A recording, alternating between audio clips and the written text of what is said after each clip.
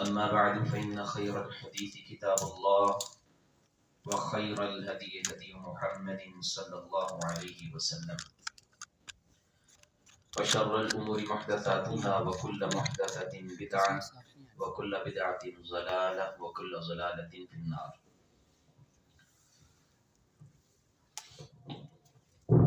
يا أيها الذين آمنوا اتقوا الله حق تقاته ولا تموتن إلا وأنتم مسلمون. يا أيها الناس اتقوا ربكم الذي خلقكم من نفس واحدة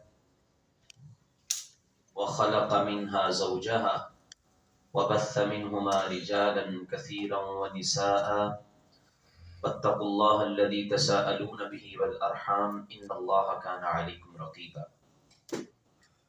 يا أيها الذين آمنوا اتقوا الله وقولوا قولا سديدا يصلح لكم أعمالكم ويغفر لكم ذنوبكم ومن يطع الله ورسوله فقد فاز فوزا عظيما. اللهم نبر بكتابك قلبي وشرح به صدري وأنطق به لساني بحولك وقوتك يا أرحم الراحمين. رب اشرح لي صدري ويسر لي أمري واحلل عقدة من لساني يفقهوا قولي. أعوذ بالله من الشيطان الرجيم. بسم الله الرحمن الرحيم.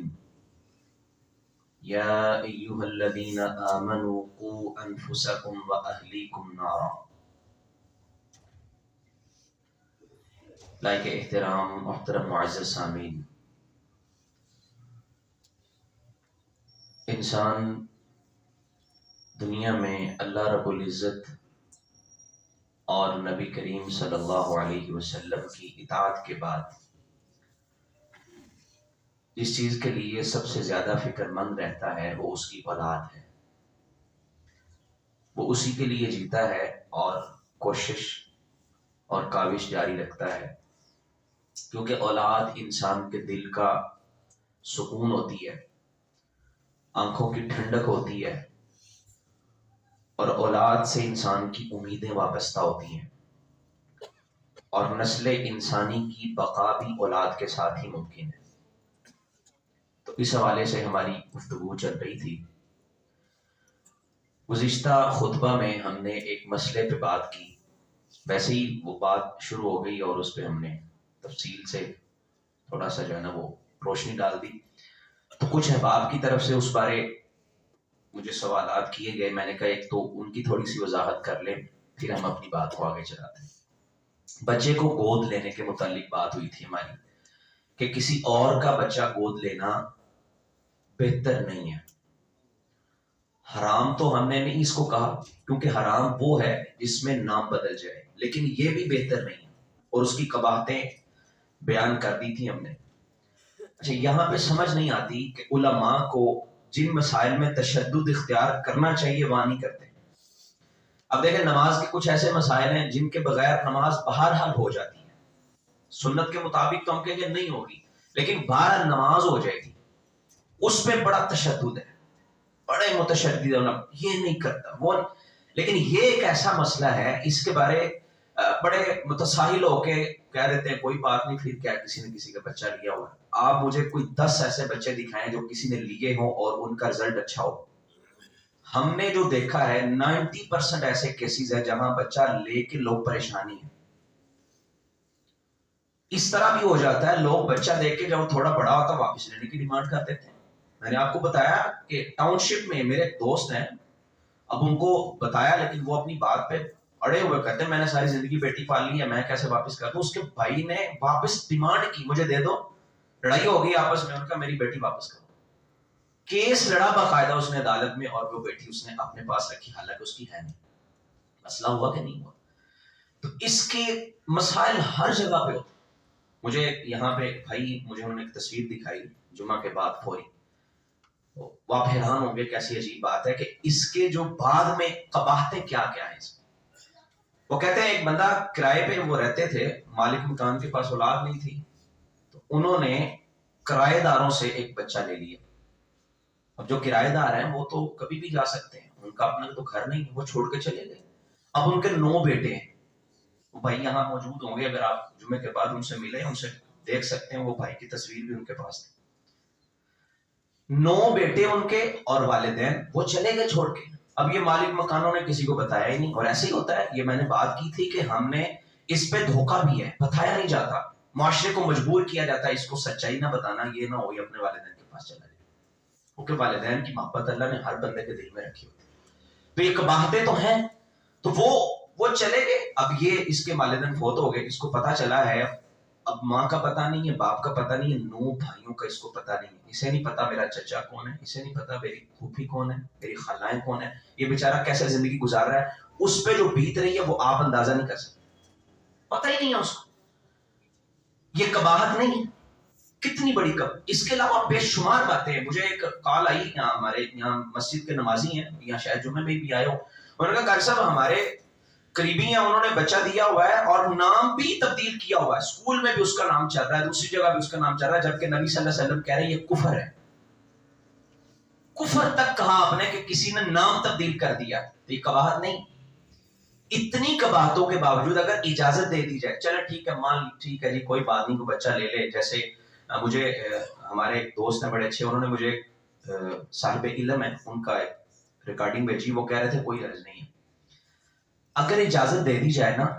کچھ چیزیں ہوتی ہیں سد ذرائع، فقہ کے اندر باقاعدہ ایک باب ہے یہ سد ذرائع کا. وہ پتہ کیا ہوتا ہے؟ سد ذرائع کا مطلب ہوتا ہے کہ ایک چیز جائز ہے لیکن اس کی وجہ سے کچھ ناجائز کام ہو تو وہ جائز چیز کو بھی منع کر دیا جاتا ہے. اور یہ باقاعدہ مطلب ہر مسلک کس کو تسلیم کرتا ہے کہ سد ذرائع باقاعدہ ایک فقہ کا باب ہے.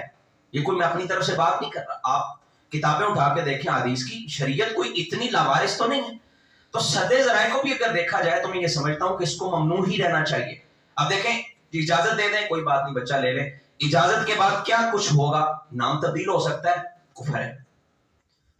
اگر رضاعت کا رشتہ قائم نہیں ہوتا وہ بچے کے ساتھ، مطلب وہ جو جس کے پاس بیٹا نہیں ہے یا بیٹی نہیں ہے، جس جوڑے کے پاس، اس جو عورت کو دودھ تو آ نہیں سکتا، وہ کیسے پلائے گی؟ رضاعت قائم نہیں ہو سکتی. یا پھر اپنی وہ کسی بہن کو دودھ پلا کے اس طرح کوئی طریقہ کر لے، اگر نہیں قائم ہوتی تو پردے کے مسائل آئیں. یہ قباحتیں، ان سے بچنے کے لیے اس کو ممنوع رکھنا ہی جائے جو ہے نا وہ اہم ہے اور یہی ٹھیک ہے.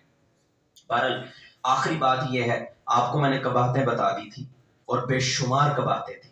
اب اگر کوئی کہے جی نہیں میرا تو دل مانتا نہیں ہے اس بات کی، تو ہم کہیں گے استفتی قلبک، اپنے دل سے فتویٰ لے لو. دل مانتا ہے تو ٹھیک ہے بھائی، اپنے دل سے فتویٰ لے لو. یہ سارا کچھ تمہارے سامنے پڑا ہوا، اگر ان کے باوجود بھی تمہارا دل کہتا ہے ٹھیک ہے پھر لے لو، پھر بعد میں جو مسائل ہوں گے وہ تمہارے پہ. تو بہرحال ہم نے کسی پہ یہ چیز کو ایسے لاگو نہیں کیا کہ نہیں حرام ہے جی، لیکن نام تبدیل کرنا حرام ہے اور دوسری چیزیں جو ہے نا جس کے پردے کے مسائل آ جائیں وہ سارے حرام ہوں گے. تو یہ قباحتوں سے بچنے کے لیے کسی کے بچے کو گود لینا، اس میں تشدد بہرحال میں سمجھتا ہوں یہ بہتر ہے.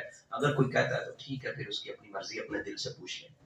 تو یہ بات ہم نے پچھلی گفتگو میں کی تھی. تو بہرحال شریعت کا جو مزاج ہے اس کے مطابق تو یہی لگتا ہے کہ یہ چیزیں ٹھیک نہیں ہیں. مسائل جو آئیں گے دیکھیں اللہ رب العزت سمجھتا ہے کس کو دینا ہے کس کو نہیں دینا. وراثت کے مسائل ہیں اور بے شمار چیزیں. اب جس کو اللہ نہیں دے رہا تو وہ کیا کر سکتا ہے؟ اپنے اولاد کی محبت بھی اس کے دل میں نہیں ہوگی، وہ بھی ایک بناوٹی سا رشتہ ہوگا، کتنے وہ اس کو پالے گا تو وہ شاید اس سے محبت وہ نہ ہو جو اصل اولاد سے ہوتی ہے. اور آپ جانتے ہیں جو اپنی اولاد کی محبت ہے وہ کسی سے ہو ہی نہیں سکتی. جتنا مرضی کوئی بچہ کسی کا لے لے، اپنی اولاد سے جو پیار ہے وہ کہاں ہو سکتا ہے. ابھی یہ چونگی پہ ایک واقعہ ہے، میری مسز مجھے بتا رہی تھی، وہ اسکول ٹیچر تھی، شادی سے پہلے وہ پڑھاتی تھی. وہ کہتی میرے ساتھ ایک لڑکی پڑھایا کرتی تھی، 4 بچیاں پیدا ہوئیں، باپ نے چھوڑ دیا جی، بیٹیاں پیدا کرتی ہے یہ عورت. ایسے بدبخت بھی ہوتے ہیں دنیا. اب وہ کہتی ہے کسی اور نے شادی کر لی اس عورت سے، لیکن وہ اپنی جو اس عورت سے شادی کی، اب اس کو جو اولاد ہوئی ہے نا ان سے وہ محبت کرتا ہے، لیکن جو پہلی بیٹیاں ان کو وہ کوئی پیار نہیں دیتا اور ان کا خرچہ بھی نہیں اٹھاتا. ان کا خرچہ بھی ان کے ماموں اٹھاتے ہیں. یعنی کہنے کا مطلب یہ کہ اپنی اولاد سے جو پیار محبت ہوتا ہے وہ کسی اور سے نہیں ہوتا. تو یہ بناوٹی چیزوں سے ہٹ کے بندے کو وہی جو ہے نا کام کرنا چاہیے جو اصل چیز ہے. بہرحال اولاد انسان کی آنکھوں کی ٹھنڈک ہے. اللہ رب العزت نے نبیوں کو بھی اس سے آزمایا ہے اور نبیوں کو اللہ نے کئی دفعہ نہیں بھی دی، لیکن نبی اپنی اولاد کے بارے ہمیشہ دعا گو رہتے تھے، ربی حب لی من الصالحین ربنا حب لنا من ازواجنا. تو انسان دعائیں کرتا رہے. آج کی گفتگو میں جو بات ہم نے کرنی ہے وہ یہ ہے کہ اپنی اولاد کی تربیت کی طرف توجہ کرنی ہے.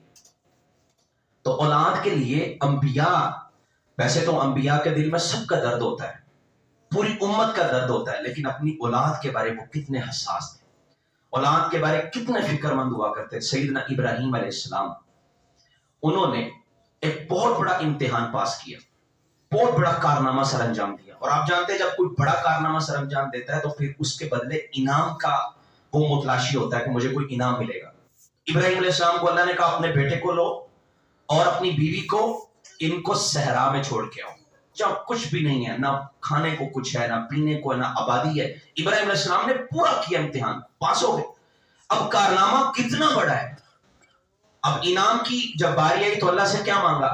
رب جعلنی مقیم الصلاۃ ومن ذریتی ربنا وتقبل دعا.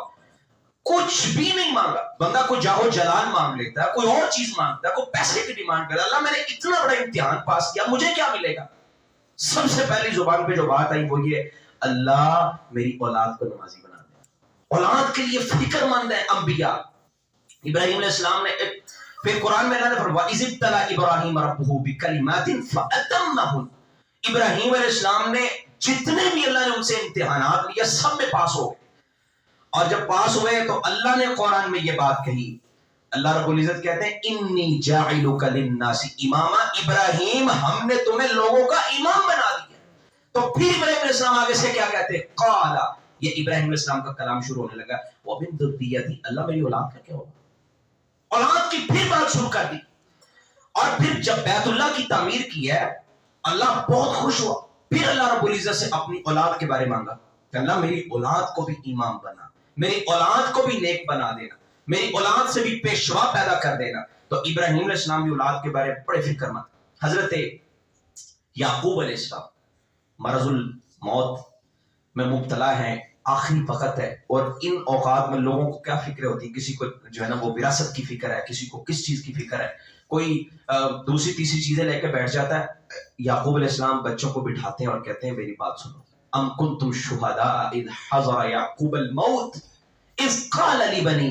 اپنے بچوں سے سب سے پہلی بات جو کہتے ہیں موت کے وقت، قریب المرگ ہے، کچھ نہیں کہا میرے بعد یہ کر لینا، میرے بعد فلاں جگہ پہ جائیداد پڑی ہے وہ لے لینا، اس کے ساتھ ایسے کرنا. اس کے سب سے پہلا سوال کرتے ہیں ما تعبدون من بعدی. میری اولاد، میرے بچوں بتاؤ میرے بعد عبادت کس کی کرو، میرے بعد پرستش کس کی کرو گے، کس کے سامنے جھکو گے؟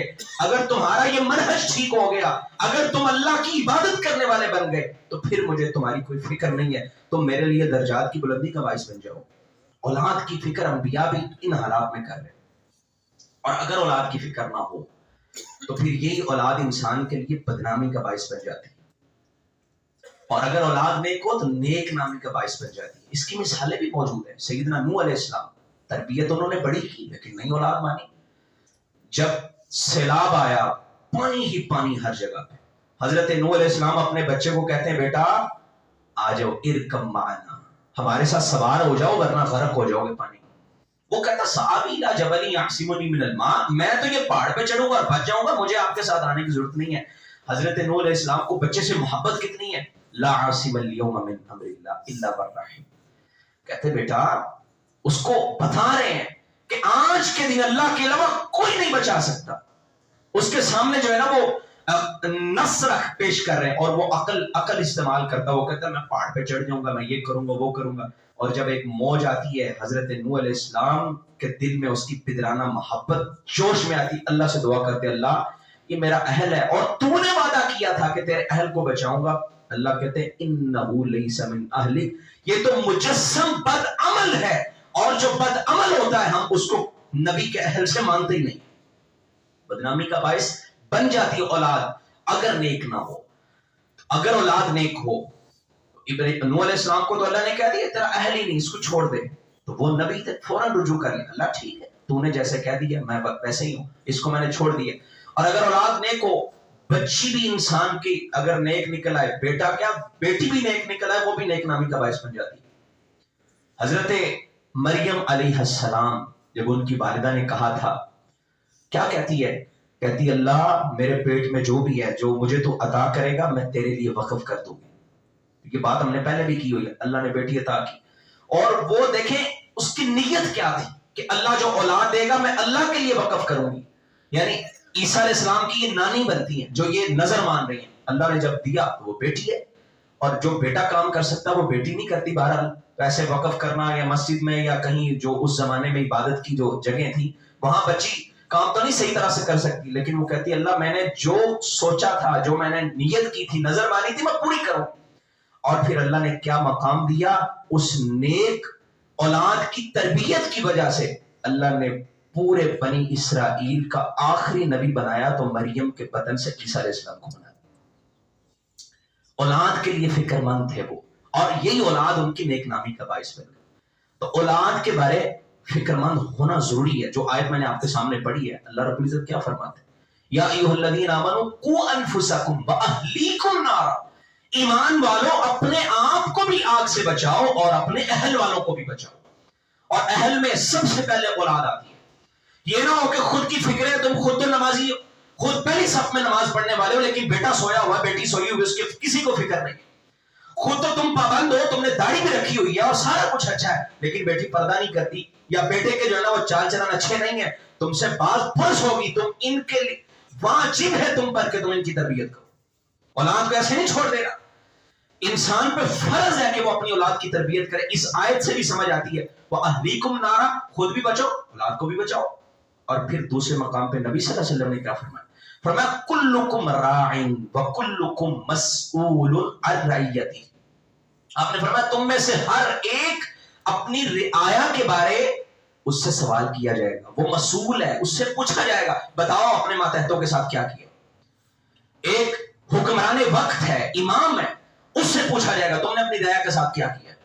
اس سے پوچھا جائے گا کہ تمہارے جو ہے نا وہ عیاشیاں بہت سی لیکن تمہاری جو رعایا تھی وہ بھوکی مر رہی. پوچھا جائے گا اس سے حساب ہوگا. یہ نہ سمجھے کہ کوئی کرسی پہ آ گیا تو یہ بڑا آسان کام ہے، اس کے لیے بڑی فکر کرنی پڑتی ہے، اس کے لیے رعایا کا خیال رکھنا پڑتا ہے. اسی طرح نبی صلی اللہ علیہ وسلم نے فرمایا ایک عورت اپنے خاوند کے بارے، خاوند سے بیوی کے بارے پوچھا جائے گا، بیوی سے خاوند کے بارے پوچھا جائے گا، یہ ایک دوسرے کی رعایا. اور آپ نے یہاں بھی فرمایا اولاد کے بارے باپ سے پوچھا جائے گا بتاؤ تم نے اپنی اولاد کی تربیت کیسے کی، یہ تمہاری رعایا تھی. لیکن کسی کو اجازت نہیں ہے دوسرے کی پرائیویسی میں جو ہے نا وہ دخل اندازی کرے، کسی کا موبائل چیک کر لے. لیکن اولاد چونکہ رعایا ہے اسی لیے والد یا ماں اپنے بچے کا موبائل چیک کر سکتی ہے. حالانکہ دوسرے کی پرائیویسی اپنی ہے، اس میں ہم نہیں جا سکتے، لیکن اولاد چونکہ رعایا ہے اتنی تک اجازت ہے. کیوں؟ تاکہ ان کی تربیت کرو اور تم سے سوال ہونا قیامت میں کیا کر کے آئے ہو. خود تم نے نمازیں پڑھ لی، اولاد کو کبھی پوچھا ہی نہیں. اس کا حساب دینا پڑے گا. عزیز ساتھیو، کو انفسکم واہلیکم نارا، پہلے خود کو بچاؤ پھر اپنے اہل والوں کو بچاؤ. یہ نہ ہو خود کو بچاتے بچاتے اہل والوں کو چھوڑ دے اور پھر یہی اولاد انسان کے جہنم میں جانے کا ذریعہ بنے. جو اولاد صدق جو ہے نا وہ اس کے درجات کی بلندی کا باعث بنے، یہی اولاد. نبی صلی اللہ علیہ وسلم نے فرمایا من سن فی الاسلام سنتا حسنتا، جو کوئی نیک کام شروع کرتا ہے نا وہ جب تک نیک کام شروع رہتا ہے اس بندے کو اس کا اجر ملتا رہتا ہے. اور اسی طرح اگر کوئی برا کام شروع کرے جب تک وہ جاری رہے گا اس کو وبال اس کا بھگتنا پڑے گا. اس لیے نبی صلی اللہ علیہ وسلم نے فرمایا تھا نا زمین پہ سب سے پہلا قتل قابیل نے کیا تھا، اس نے حابیل کو قتل کیا. اور آج تک جتنے قتل ہوں گے، قیامت تک جتنے قتل ہوں گے، نبی صلی اللہ علیہ وسلم نے فرمایا ان کا گناہ اس قابیل کو پہنچتا رہے گا. اسی طرح اگر کسی نے اولاد کی تربیت نہیں کی، ان کو کسی غلط کام پہ لگا دیا، اپنے کاروبار میں شریک کر لیا جہاں حرام تھا، اس پہ ہم مستقل بات کریں گے کہ اولاد کی تربیت پہ بہت بڑی بات ہے کہ اس کو حلال کھلایا جائے. ادھر لگا دیا، کسی اور کام پہ لگا دیا، تربیت نہیں کی، یہ مر گیا پیچھے سے. یہ اولاد اس کے لیے جیسے صدقہ جاریہ تھی، اب یہ بڑا صدقہ بھی جاریہ اس کے لیے گناہ جاریہ بن جائے. تو عزیز ساتھیوں، اولاد کے بارے حساس ہونا پڑے. اولاد کی تربیت کیونکہ ہماری بہت رعایا ہے، ان کے بارے سوال کیا جائے گا، ان سے آپ سے پوچھا جائے گا اپنی اولاد کی تربیت کیسے کی. اللہ اکبر. تو والدین کو یہ یاد رکھ لینا چاہیے، ذہن میں رکھیں.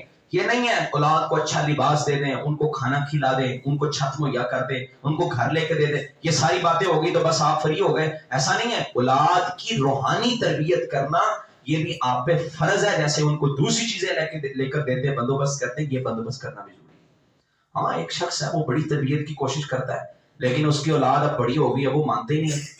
بچپن میں بھی اس نے اچھی تربیت کی، سب کچھ کیا، لیکن اب وہ بڑا نہیں مانتا، اب یہ آزاد ہے، اب اسے فکر نہیں ہے، اب یہ باروں کو کہتا ہے نہیں مانتے، لیکن اس پہ وبال نہیں ہے۔ ایک وہ ہے جس نے کہا ہی نہیں، اس نے لاڈ پیار میں بڑا، کوئی نہیں، سارے کے ساتھ ہی چلنا پڑتا ہے، کوئی نہیں، کوئی مسئلہ نہیں، تو اس پہ وبال آئے گا۔ تو اولاد کی تربیت کے لیے ہم نے جو سب سے پہلی بات میں نے آپ کو بتائی تھی کہ نیک رشتے تلاش کریں۔ دیکھیں نا، جس عمارت کی بنیاد خراب ہوگی وہ کبھی سیدھی نہیں کھڑی ہو سکتی، ٹیڑھی ہو جائے، خراب ہو جائے۔ تو اولاد کی تربیت میں سب سے پہلا جو اصول ہے وہ تو یہی ہے کہ اس کے لیے رشتہ جو بھی تلاش کرنا، خامد ہے، بیوی ہے، اس کو تلاش کریں، اچھا تلاش۔ سیدنا عمر رضی اللہ تعالیٰ عنہ کی عدالت میں ایک کیس آیا، ایک شخص آیا جو اس نے کہا میرا بیٹا میرا فرما بردار نہیں۔ تو سیدنا عمر نے اس بیٹے کو کھڑا کیا، کہتے بتاؤ تم اپنی باپ کی بات کیوں نہیں مانتے؟ اس نے کہا نہیں بتائیں مجھے۔ عمر رضی اللہ عنہ سے کہنے لگا مجھے آپ یہ بتائیں کیا بچے کا حق نہیں ہے کہ اس کے لیے نیک عورت تلاش کی جائے؟ اس نے میرے لیے ماں وہ تلاش کی ہے جو میری تربیت ہی نہیں کرتی، جس ماں نے مجھے آج تک قرآن نہیں پڑھایا، اور انہوں نے میرا نام آسی رکھا ہوا ہے، اور آسی کا معنی ہوتا ہے نافرمانی کرنے والا۔ تو سیدنا عمر نے اس بچے کو کچھ بھی نہیں کہا، کیوں کہ اس نے اس کے لیے والدہ ہی وہ تلاش کی ہے جو خود نیک نہیں ہے، وہ بچے کی تربیت کیا کرے؟ وہ کہتا میری انہوں نے تربیت ہی نہیں کی تو میں کیسے نیک بن جاؤں؟ تو بعد میں والدین رو رہے ہوتے میرا بچہ میری بات نہیں مانتا۔ سب سے پہلے ہی اس نے غلطی کی ہوئی ہے، اس نے اینٹ ہی غلط رکھی ہے، بنیادوں میں اس نے مضبوطی نہیں کی، تو اوپر عمارت جو کھڑی ہوگی وہ تو گرے گی، وہ تو ٹیڑھی ہو جائے گی، وہ تو خراب ہوگی۔ تو عمارت کی بنیادیں سب سے پہلی بات ہوتی ہے۔ تو اولاد کی تربیت میں سب سے بنیادی چیز جو بنیاد، نیک رشتہ۔ تو سیدنا عمر نے اس باپ کو ڈانٹا کہ تم نے یہ کیوں کیا؟ تمہیں چاہیے تھا نیک عورت تلاش کرتے جو اس کی تربیت کرتی، تم نے ان کا نام بھی اس کا غلط رکھا ہوا۔ تو بہرحال خوبصورت نام رکھنا چاہیے، اس لیے نبی صلی اللہ علیہ وسلم نے فرمایا۔ تو یہ بھی اولاد کی تربیت میں چیزیں آتی ہیں، نیک نام رکھیں۔ دیکھیں ناموں کا شخصیت پہ اثر ہوتا ہے، کسی کا نام نیک ہے، کسی اچھے بندے کے نام جس کی شہرت اچھی ہے، جس کا نام نیک نامی ہے، جیسے صحابہ ہیں رضوان اللہ علیہم اجمعین، نبی کریم صلی اللہ علیہ وسلم میں آپ کے ساتھی دوسرے انبیاء نبیوں کے ناموں پہ نام رکھیں، صحابہ کے ناموں پہ نام رکھیں، کیوں؟ کیونکہ وہ نیک تھے، اس بچے پہ اس کے اثرات مرتب ہوتے ہیں۔ ہمارے ہاں کیا ہوتا ہے جی، ندرت ہونی چاہیے، یونیک نام رکھنا ہے، سب سے منفرد نام رکھنا جو کسی نے نہ رکھا ہو۔ بڑے عجیب غریب سے نام لوگ لے کے پھر رہے ہوتے ہیں، میں نے یہ نام رکھنا ہے، میں نے یہ نام، حالانکہ نبی صلی اللہ علیہ وسلم فرماتے ہیں اللہ کے پسندیدہ نام عبداللہ اور عبد الرحمن ہے۔ نام رکھو، اللہ کے پسندیدہ نام رکھو، نبیوں کے ناموں پہ نام رکھو، صحابہ کے ناموں پہ نام رکھو۔ ان ناموں کا فائدہ کیا ہوگا؟ بچے کی شخصیت پہ اثر ہو۔ ہم کیا کرتے ہیں؟ منفرد نام رکھنا ہے جو کسی نے نہ رکھا ہو، یا لوگ جو ہے نا وہ بدکار لوگ نام رکھتے ہیں کچھ ایسے، وہ نام رکھا جنہوں نے وہ غلط نام رکھا ہوا ہے، یعنی غلط لوگوں نے، وہ اثرات اس بچے پہ ضرور آئے گے۔ دیکھیں نا، ایک نام آپ سوچتے ہیں وہ نام نیک نہیں ہے، کسی نیک بندے کا نہیں ہے، کسی غلط انسان کا ہے، یا وہ جو ہے نا معاشرے میں اس کا سٹیٹس اچھا نہیں ہے، اس کے نام پہ آپ نے نام رکھا، بچے پہ اس کے اثرات مرتب ہوتے ہیں۔ اسی لیے نبی کریم صلی اللہ علیہ وسلم نے صحابہ کے ناموں کا بڑا خیال رکھا کرتے۔ حضرت انس کہتے ہیں حضرت ابو طلحہ انصاری رضی اللہ عنہ کے ہاں بیٹا پیدا ہوا، وہ اللہ کے رسول کے پاس لے کے آ گئے۔ نبی کریم صلی اللہ علیہ وسلم نے کہا کھجور ہے، تو سیدنا انس نے جلدی سے آپ کو کھجور پیش کر دی۔ اللہ کے رسول صلی اللہ علیہ وسلم نے کھجور کو منہ میں ڈالا اور وہ کھجور اس بچے کے منہ میں ڈال دی۔ اب وہ بچہ اس کھجور کو چاٹنے لگا۔ نبی صلی اللہ علیہ وسلم کہتے ہیں حب الانصاری من التمر، انصاریوں کو کھجور سے دیکھو محبت کتنی کہ ان کا بچہ بھی کھجور کے ساتھ جو ہے لطف اندوز ہو رہا ہے۔ تو اللہ کے رسول صلی اللہ علیہ وسلم نے اس وقت اس بچے کا نام کیا رکھا؟ عبداللہ۔ آپ کے پاس بچہ ہے، آپ نے نام بھی خود رکھ دیا۔ تو یہ تحنیک جس کو کہتے ہیں، گڈی جس کو، اس پہ ہم بات کر چکے۔ یہ نیک بندے سے دلوائیں، وہ اپنے منہ میں کوئی چیز ڈالیں اور لعاب شامل ہو جائے اور وہ اس بچے کے تالو پہ لگا دیں، اس کا بھی اثر ہوتا ہے۔ تو نام نیک ہونا چاہیے۔ نبی صلی اللہ علیہ وسلم تو نام تبدیل کر دیا کرتے تھے۔ آپ کے پاس ایک عورت آئی، اس کا نام برہ ہے، اللہ کے رسول نے فرمایا نہیں تیرا نام برہ نہیں، آج کے بعد تمہارا نام زینب ہے۔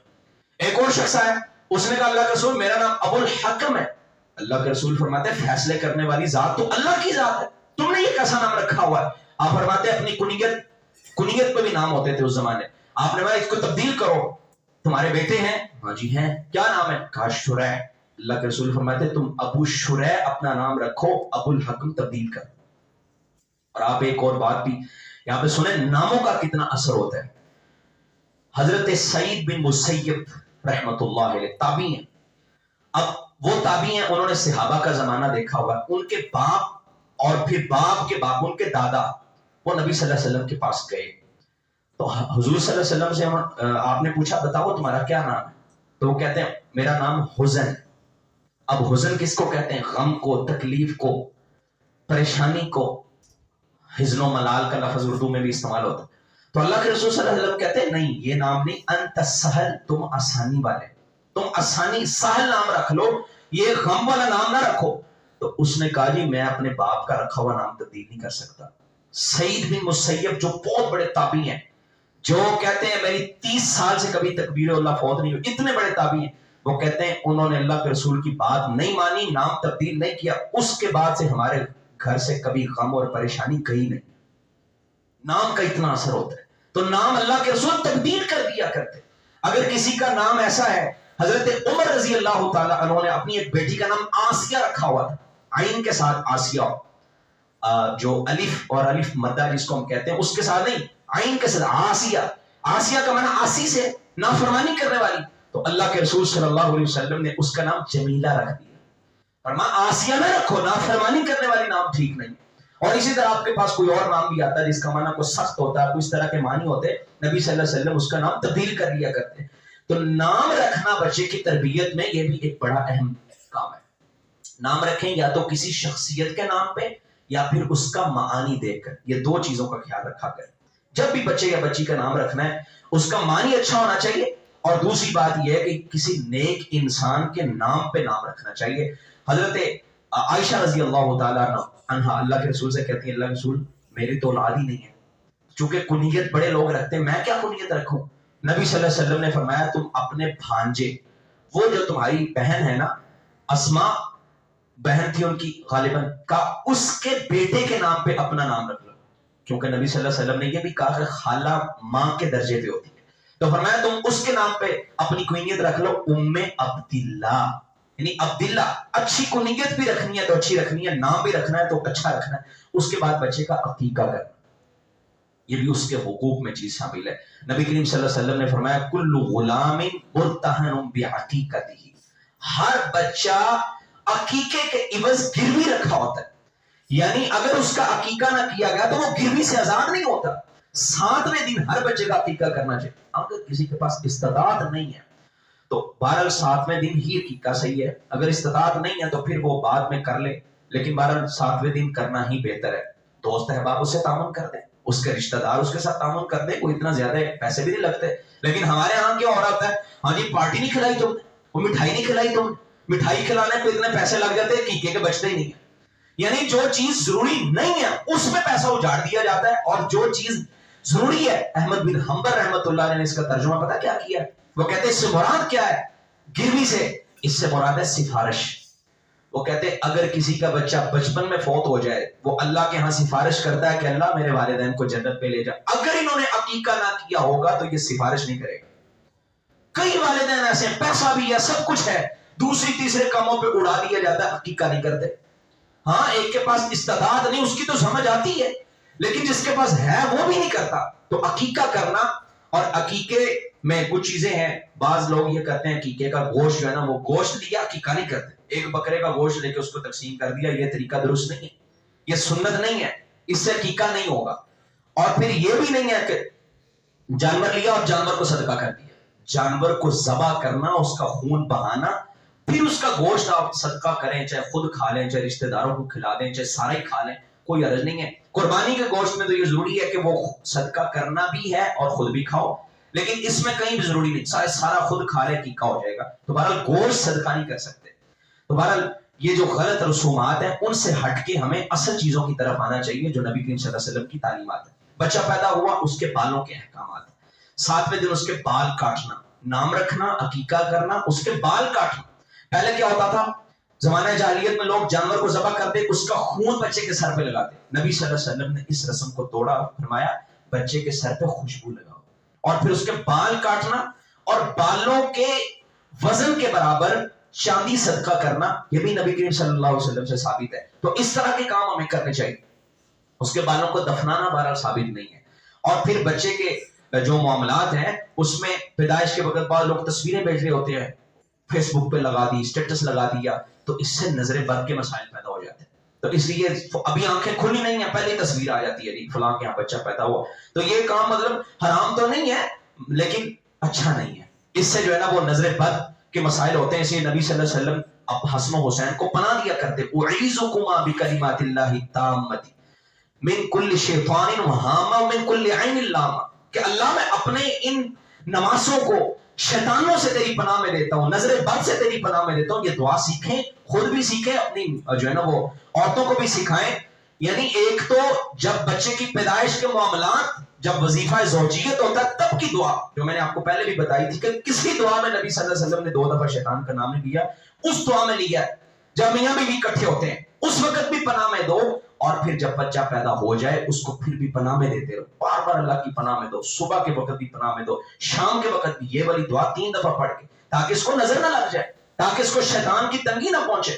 تو بچوں کی تصاویر کو اس طرح اپلوڈ کرنا یہ بہرحال درست نہیں ہے، اچھی بات نہیں ہے۔ اس کے بعد عزیز ساتھیوں، اپنی اولاد کے بارے انسان کو وہی بات کر کے میں اپنی بات کو ختم کرتا ہوں، وہ آپ کی رعایا ہے، ان کے درمیان انصاف کرنا۔ اولاد ہے، کچھ بھی آپ نے کرنا ہے، اگر بچے سے محبت ہے تو بچی سے ہی محبت ہونی چاہیے، دل کی محبت پہ کنٹرول نہیں ہے۔ وہ ہو سکتا ہے بڑے بچے سے زیادہ ہو جائے، چھوٹے سے کم ہو جائے، بیٹی سے زیادہ ہو جائے، بیٹے سے کم ہو جائے، دل پہ کنٹرول نہیں ہے۔ لیکن اگر آپ نے کوئی ایسا کام کرنا ہے کہ جو آپ ایک چیز کسی ایک کو دے رہے دوسرے کو بھی دینا لازم ہے، اس میں آپ کا کنٹرول ہے، آپ کر سکتے ہیں، تو یہاں شریعت نے آپ کو پابند کیا ہے کہ دونوں کے ساتھ محبت برابر کرو۔ نبی صلی اللہ علیہ وسلم کے پاس ایک شخص بیٹھا ہوا تھا، اس کا بیٹا آیا، اس نے چوما اور اس کو اپنے جو ہے نا وہ ران پہ بٹھا لیا، گود میں بٹھا لی۔ بیٹی آئی، اس کو نہ چوما نہ کچھ کیا، سائڈ پہ کر دیا۔ اللہ کے رسول نے کیا فرمایا تھا؟ آپ نے فرمایا تو نے اپنے بچوں میں عدل نہیں کیا، یہ بھی عدل ہے، یعنی جہاں تک تم کر سکتے ہو وہاں تو کرو نا۔ ایک بچہ ہے، اس کی بڑی او بھگت ہوتی ہے، اس کو آگے سے چوما جا رہا ہے، اس کے لیے جو ہے نا وہ کھانے بنائے جا رہے ہیں، دوسرا آئے تو اس طرح سے انتظامات نہیں ہوتے، یہ عدل نہیں ہے۔ ہر کام میں عدل کرنا ضروری ہے۔ آپ اگر ایک کو چومتے ہیں دوسروں کے بھی چومو، ایک کے ساتھ محبت کرتے ہو دوسرے کے بھی ساتھ محبت کرو۔ گھر میں گئے، ایک کے لیے چیز لے کے چلے گئے، اس کے لیے کوئی اچھا کھلونا لے کے چلے، اس کے لیے بھی لے کے جاؤ۔ ہاں، دل کی محبت پہ کنٹرول نہیں ہوتا، وہاں پہ آپ سے کوئی باز پرس نہیں ہے، لیکن ان معاملات میں شریعت نے ہمیں پابند کیا کہ آپ عدل کریں گے۔ نبی صلی اللہ علیہ وسلم کے ایک صحابی، وہ کہتے ہیں میرے باپ نے مجھے ایک خادم دیا تحفے، تو ان کی ماں کہنے لگی، حضرت نعمان بن بشیر، ان کی ماں کہتی ہے کہ میں اس پہ گواہی بنوں گی، پہلے اللہ کے رسول سے جا کے پوچھو کہ یہ ٹھیک بھی ہے کہ نہیں۔ وہ نبی صلی اللہ علیہ وسلم کے پاس آ گئے، کہا اللہ کے رسول میں نے اپنے بیٹے کو ایک غلام دیا ہے۔ آپ کہتے تیری اور اولاد بھی ہے؟ جی ہے۔ ان کو بھی دیا ہے؟ نہیں دیا۔ کہا اسے واپس لے لو۔ یہ کیسی بات ہے کہ تم نے اس کو دے رہے ہو باقیوں کو محروم کر رہے ہو؟ سب کو دو، عدل کرو۔ تو اولاد کے درمیان انصاف کرنا یہ بھی ان کی تربیت میں شامل ہے۔ یہ نہ ہو کہ ایک احساس محرومی کا شکار ہو جائے، ایک کو محبت مل رہی ہے اور ایک کو جو ہے نا وہ نظر انداز کیا جا رہا ہے، اس طرح بھی نہیں، اس کو نوازا جا رہا ہے اس کو محروم کیا جا رہا ہے۔ اس طرح کا کوئی معاملہ والدین نہیں کر سکتے، چاہتے ہوئے بھی نہیں کر سکتے۔ وہ آپ کی نافرمانی بھی کر رہا ہے پھر بھی آپ کو یہ حق نہیں ہے۔ بعض لوگ آنکھ کر دیتے، میں نے آنکھ کر دیا جی میری اور جائیداد سے، آ کے آنکھ کرنا بالکل حرام ہے۔ جو شریعت نے اولاد کا حق رکھ دیا ہے وہ کسی طور آپ محروم نہیں کر سکتے اپنی اولاد کو۔ تو یہ انصاف کرنا بھی جو ہے نا وہ ضروری ہے۔ بیٹے اور بیٹی کے درمیان فرق نہیں ہونا چاہیے، دونوں سے محبت ہونی چاہیے، دونوں کے ساتھ معاملات ہونے چاہیے۔ اور پھر یہ آپ کی رعایا ہے، انصاف بھی کریں، ان کو دین پہ لگائیں، ترجیحات دین کی رکھیں۔ دنیا کی ترجیحات تو ساری ہو کرتے ہیں جو ہے نا وہ اچھا گریڈ مل جائے، اچھی جاب مل جائے، اچھی تعلیم مل جائے، لیکن دنیاوی دین کی تعلیم میں ترجیح نہیں ہوتی۔ قرآن نہیں آتا کوئی مسئلہ نہیں ہے، قرآن کے بارے مسجد میں نہیں جاتے کوئی مسئلہ نہیں ہے۔ بہت کم لوگ جو ہے نا اس پہ توجہ کرتے ہیں۔ تو اولاد کو نماز کا پابند بنائیں، اس کو نیک بنانے کی بھی پوری کوشش کریں۔ دیکھیں نا ہمارے یہاں، ویسے یہ بات میری ختم ہو گئی ہے موضوع، انشاءاللہ اس کو آگے چلائیں گے کہ آپ نے اپنی اولاد کی تربیت کس کس انداز میں سکھائی نبی صلی اللہ علیہ وسلم، ہم اس پہ انشاءاللہ تفصیل سے بات کریں گے۔ ابھی دیکھ لیں آپ ہماری ترجیحات کیا ہے. اب آٹے کا کوئی آتا ہے نا، چونکہ آٹا مہنگا ہو گیا، لائن لگی ہوتی ہے، اتنی لمبی لائنیں لگی ہوئی ہیں، بڑے بڑے لوگ کھڑے ہوتے ہیں آٹا لینے. اب یہ جمعہ ہے، یہاں پہ کیسے آتے ہیں پتہ ہی نہیں ہے. آخر کا ابھی دیکھیں مسجد میں جب ہمارے 2 صفحے تھے، اب ادھر بھی لوگ بیٹھے ہیں، ادھر بھی بیٹھے ہیں، مسجد بھی بھری ہوئی ہے. یہ ہماری ترجیحات کیا ہوگی؟ اور پھر پیچھے سے آ رہے ہیں اور گردنیں پھلانتے پھلانتے آگے. نبی صلی اللہ علیہ وسلم نے جہاں جگہ ملے وہاں بیٹھ جاؤ. جو گردن پھلانگتا وہ ایسے ہی ہے کہ وہ جہنم پہ پل باندھ رہا ہے، یعنی وہ جہنم پہ چل رہا ہے. تو اس طرح یہ طریقہ درست نہیں ہے. جس نے آگے آنا پہلے آنے کی کوشش کرے تاکہ پہلے آئے، آگے جگہ مل جائے گی. تو ہمارے ہاں کبھی کسی نے یہ کیا کہ کسی نے اونٹ کی قربانی کا ثواب لیا ہو؟ ہمارے ہاں تو سارے انڈے والے بیٹھے ہوئے. یہ قتل نہیں ہے. آپ یہ سمجھتے شاید پہلے آنا، پہلے تو پھر جو ہے نا وہ ایک بندہ آ گیا تو بس ایک اونٹ کی قربانی کا ثواب ملے گا. یہ ترجیحات نہیں ہے نا ہماری. غلام کے بارے کیا ترجیحات ہوں؟ اپنا ہی نہیں فکر ایسا. دکان بس چل رہی ہے، اس کی فکریں ہیں، اس کا سارا کچھ ہے، صبح سب سے پہلے کھولنی ہے. مسجد میں فرمایا جو سب سے پہلی گھڑی میں آئے اسے اونٹ کی قربانی کا ثواب ہے. یہ اپنے ذہن سے نکال دے کہ جو پہلے مسجد میں، پہلے نہیں، پہلا نمبر نہیں، پہلی گھڑی. اور وہ گھڑی ہوتی ہے اشراق کے وقت. اس وقت چاہے 1,00,000 بندہ مسجد میں آ جائے، 1,00,000 بندے کو اونٹ کی قربانی کا ثواب ملے گا. اگر آپ 10 آ گئے 10 کو ملے گا. پھر گھڑیاں ہیں، آخری گھڑی میں سب سے پہلے کوئی آئے اور بڑا وہ سینہ تان کے کہے مجھے اونٹ کی قربانی کا ثواب، یہ انڈے والا ہی ہے. نبی صلی اللہ علیہ وسلم نے فرمایا، حدیث سنا کے میں اپنی بات کو ختم کرتا ہوں، بس بات سے بات آ گئی ہے. آپ نے فرمایا جب بخاری کی روایت ہے یہ کوئی یہ نہ سمجھے پتہ نہیں کون سی حدیث سنا دی ہے، صحیح بخاری کے اندر روایت پر اللہ کے رسول فرماتے ہیں جب خطبہ جمعہ کا آغاز ہوتا ہے نا، اس سے پہلے فرشتے بھی آتے ہیں، دروازے پہ بیٹھ جاتے ہیں. وہ اب لکھتے ہیں، وہ لکھ رہے ہیں کون آ رہا ہے، فلاں آ گیا، عبداللہ آ گیا، عمر آ گیا، ابو بکر آ گیا، سب کے نام لکھے جا رہے ہیں. جب خطیب منبر پہ آ گیا، وہ بیٹھ گیا ہے، اب خطبہ شروع ہو گیا، تب وہ صحفکم، اللہ کے رسول فرماتے ہیں پھر وہ اپنے صحیفے بند کر کے خطبہ شروع کر دیتے ہیں. اب جتنے بعد میں آئے ہیں نا، اب ان کو نماز کا ثواب ملا، انہوں نے خطبہ جمعے کو تو پایا ہی نہیں کیونکہ ان کو نام ہی نہیں لکھا گیا. تو اپنا نام لکھوایا کریں. خدا را تھوڑا سا ٹائم اللہ کو دے دیا کریں. ہم نے تو ٹائم بھی پورا پورا رکھا اور پورے پہ جماعت کھڑی کر دیتے ہیں.